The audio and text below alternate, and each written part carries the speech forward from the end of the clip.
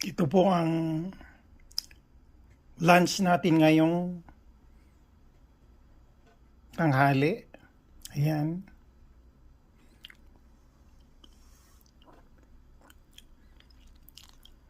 Ang sarap ng sabaw. At ang sarap din ng beef. Sobrang lambot. So, yan lang muna ngayon, walang gulay. Kasi hindi pa ako nakapunta sa grocery. After kong kumain, maglalakad lang ako.